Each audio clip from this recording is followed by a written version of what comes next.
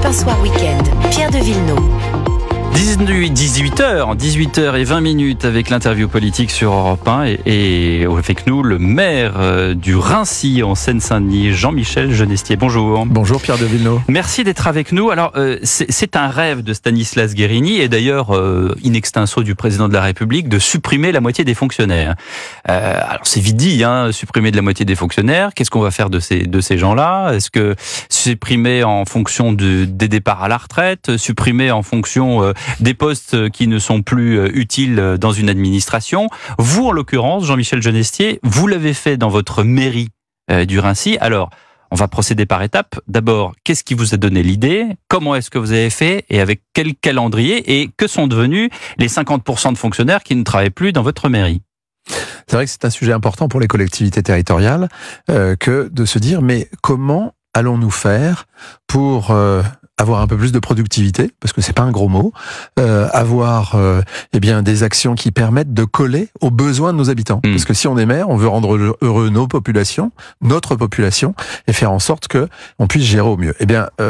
En 2014, lorsque j'ai été élu sur cette belle ville du Raincy, j'ai fait plusieurs constats. Vous savez, vous devenez maire et vous faites des constats, même si je connaissais encore une fois bien cette ville et cette gestion. Et vous connaissiez l'ancien maire. Et je connaissais évidemment l'ancien maire. Je m'y suis opposé d'ailleurs parce que nous n'étions pas d'accord, pas pour des raisons politiques, mais sur justement la gestion même de la ville. Je vous donne cet exemple, qui est assez frappant. On me donne, quand vous devenez maire, des bons de commande. Et donc, j'avais fait le constat du personnel. 30 personnes étaient dédiées au nettoyage des bâtiments. 30 personnes. 30 personnes. Ça, après, c'est une. Voilà, on ne sait pas si c'est beaucoup ou si c'est peu. Oui, on n'a pas à dire que c'est beaucoup ou pas beaucoup. Mais quand je suis arrivé, j'ai demandé en fait le niveau d'absentéisme. Le niveau d'absentéisme était de 50%.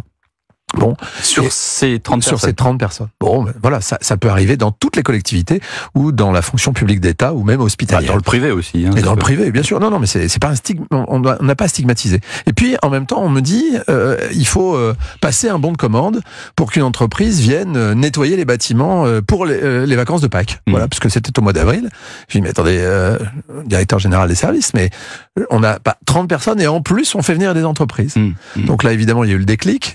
Moi, j'ai été cadre dirigeant dans de grandes entreprises et évidemment, il faut quand même faire des économies et ne pas dispenser de l'argent à la fois pour du personnel et en même temps sur les mêmes missions sur des entreprises.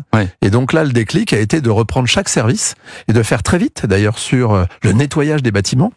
Regardez la typologie, ça c'était une partie de votre question, la typologie des personnels. Et alors c'était quoi la typologie? Parce que là, vous me dites plutôt des contractuels. La moitié, vous m'avez dit la moitié était en absentéisme. Oui, c'est ça. Oui, donc c'est ça, au global. Est-ce que c'était plus des contractuels? Est-ce que c'était plus là, des gens... sur ce service-là, c'était plus des contractuels. Voilà, donc il y avait beaucoup plus de contractuels. Eh bien, j'ai éteint petit à petit le service par le fait que à la fin des contrats de chacun, eh bien, il n'y avait pas de renouvellement. D'accord. Mais est-ce que vous vous êtes soucié de la suite de la vie de ces contractuels? Vous savez, quand vous êtes maire, évidemment, on doit se soucier des personnels que nous avons aujourd'hui et de ceux qui partent parce que leur avenir nous intéresse. Eh bien, ils ont retrouvé en fait du travail pour certains. Très peu d'ailleurs, dans d'autres collectivités, c'était moins d'une dizaine. Et puis la vingtaine restante, eh bien, ils ont été, alors pour 15 d'entre eux, ils ont retrouvé du travail dans une autre entreprise.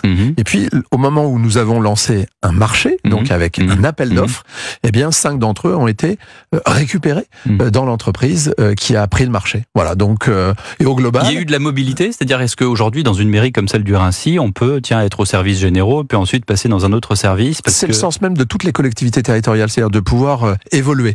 Mais il faut, pour cela, avoir aussi les compétences et donc les formations. Et c'est aussi un des éléments, c'est donner plus de souplesse pour que les collaborateurs des mairies, des villes, puissent être formés. Ça, c'est vraiment un élément important. Combien de personnes en mairie au Raincy? Alors, il y avait en 2014 325 personnes. Aujourd'hui, il y a 139 employés. Ah oui, donc c'est plus de 50%. C'est plus de 50%, oui, tout à fait. Et aujourd'hui, Votre message, c'est quoi? C'est de dire à Stanislas Guerini, regardez, moi je suis arrivé, vous pouvez très bien y arriver au niveau étatique. Je dis à tous mes collègues maires, il faut avoir le courage de le faire. Parce que précédemment, on avait l'habitude d'embaucher des personnels qui étaient de sa commune pour donner du travail à des gens. Et puis ensuite, effectivement, c'était les enfants qui suivaient, etc. Je pense qu'il faut Comment casser. Ça, c'était les enfants qui suivaient? Les suivaient, c'est-à-dire que souvent, dans les communes, on avait des personnels qui partaient et puis qui laissaient leur place à leurs enfants. Ça, c'est l'histoire. Ah oui, donc il y a 30 ans, 40 ans, c'était ça. Ouais. Il y avait cette question peut-être un peu héréditaire, mais ça n'était pas partout. Mais c'est peut-être plus vrai dans des petites communes, dans des, j'allais dire même des villages de plusieurs dizaines d'habitants. Non, moi, ma ville est la sous-préfecture de la Seine-Saint-Denis. Vous êtes combien au Raincy? Il y a combien d'habitants? Il y a 14 800 habitants. Ouais. Donc, je vois certains collègues qui continuent à embaucher, qui peuvent embaucher les enfants. Il y a ce qu'on appelle du copinage. Oh, c'est pas du copinage, si, c'est de la famille, quoi. Voilà. Donc, en tout cas, on le fait pas ainsi. On est copains avec la famille, quoi. Ce qu'il faut, c'est prendre des gens qui sont compétents pour le poste. C'est ça, c'est vraiment ça le sujet. Et donc, voilà. Mais est-ce que, en l'occurrence, là, vous êtes, on a parlé d'ailleurs des maires tout à l'heure dans le journal, et la difficulté d'être maire, parce que c'est sur vous que retombent tous les problèmes quand il y en a. On vient s'apitoyer, on vient poser des questions sur le marché. Sur tous les sujets. Madame Toraval, par exemple, qui souvent parle des violences, dit souvent, bah oui, mais enfin, quand nous on fait remonter des choses au niveau étatique, on nous propose un Beauvau, donc ça veut dire qu'il n'y a pas de solution, en l'occurrence pour les violences des mineurs. Mais vous-même, est-ce que vous pensez que parce que vous avez les pouvoirs du maire qui vous permettent de faire ce que vous avez fait, est-ce que c'est aussi facile au niveau étatique, encore une fois, au niveau ministériel? Et Stanislas Guerini, si vous aviez devant vous Stanislas Guerini, vous lui diriez quoi? Alors voilà la méthode, on commence par les maires, on fait un recensement, je sais pas, on fait un grand conf call avec par Zoom avec les 36 000 maires de France et on les... Je crois qu'il y a 3 catégories de fonctionnaires. Il y a ceux qui sont hospitaliers, il y a ceux qui sont d'État et ceux qui sont de la fonction publique territoriale. Et donc les situations sont quand même un peu différentes. Et il faut regarder quelle est la productivité de chacun. Encore une fois, c'est pas un gros mot. Comment est-ce que vous d'ailleurs, il n'y a pas un productivitomètre, quoi? Qu'est-ce que vous... Oui, il y a la présence. Ça, c'est pour nous évidemment important. Ça, c'est fondamental. Et ça, alors là, c'est fondamental, évidemment. Et puis ensuite, il y a les missions. Et donc, les objectifs de chacune de ces missions. Et donc, comment on les atteint, par quels moyens, et on se met en mode projet. Et ce mode projet, on définit les moyens humains, les moyens matériels, les moyens financiers, et surtout on fait un rétro-planning pour être dans les temps. Et on arrête la famille, les copinages, les habitudes. Bien évidemment, parce qu'on prend. Alors je dis bien évidemment parce que ça fait 10 ans que je suis maire, et ça fait 10 ans que j'applique cela. Ça n'est pas évident pour tout le monde, parce qu'il y a les questions d'emploi dans une commune, et on peut avoir cette tendresse à se dire, tiens, on pourrait embaucher tel ou tel enfant de telle personne, mais l'essentiel, c'est surtout de se dire, pour rendre heureux notre population, il faut être efficace. Que vous disent vos administrés aujourd'hui? Aujourd'hui, ils sont plutôt heureux, la ville est propre, la ville est fleurie, la ville est sécurisée, et donc tout va bien à ce niveau-là. Les impôts baissent, parce que j'ai baissé la taxe foncière, alors de très peu. Pas de problème d'insécurité, pas de problème de violence? Il y a toujours des problèmes d'insécurité dans toutes les villes, mais l'organisation de la police municipale, la vidéoprotection, tous ces éléments-là font que les habitants aussi, puisqu'on a des référents de quartier qui sans cesse nous appellent, donnent des éléments pour que la ville soit sécurisée.